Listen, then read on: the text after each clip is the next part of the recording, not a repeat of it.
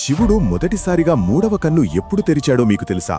శివుడిని ఎవరైనా అవమానిస్తే ఏమవుతుందో మీకు తెలుసా? ఈ ప్రశ్న వింటేనే ఒళ్ళు జలధరిస్తుంది. పూర్వకాలంలో కైలాస పర్వతం మీద పరమశివుడు చాలా వందల సంవత్సరాలుగా గాఢమైన ధ్యానంలో ఉండేవాడు. చుట్టూ ఏమవుతున్నా ఆయనకు పట్టదు. అంత నిశ్చలంగా తపస్సులో మునిగిపోయాడు. అదే సమయంలో బాణాసురుడు అనే భయంకరమైన రాక్షసుడు పుట్టి దేవతలకే వణుకు తెప్పిస్తూ ముల్లోకాల్లో అహంకారంతో తిరిగేవాడు. అతని గర్వాన్ని తగ్గించాలి అనుకున్న విష్ణుమూర్తి ఒక ప్లాన్ వేశాడు.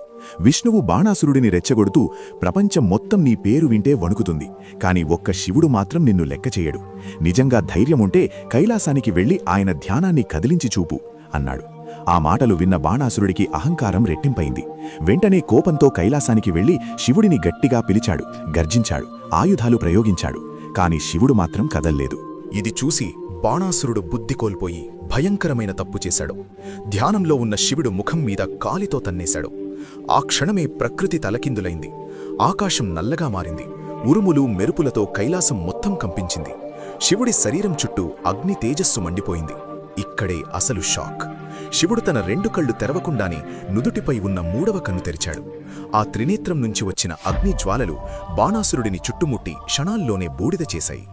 ఇలా అహంకారంతో శివుడిని అవమానించిన రాక్షసుణ్ణి అంతం చేయడానికి మహాదేవుడు తొలిసారి తన త్రినేత్రాన్ని ఉపయోగించాడు. శివుడు శాంతంగా ఉంటాడు, కాని ఆగ్రహిస్తే ప్రళయమే. పరమశివుడి ఆశీస్సులు మీపై ఎల్లప్పుడూ ఉండాలని మనస్ఫూర్తిగా కోరుకుంటున్నాం. ఇలాంటి మహాదేవుడి అద్భుత కథలు ఇంకెన్నో వినాలంటే ఇప్పుడే మా ఛానల్ను సబ్స్క్రైబ్ చేయండి.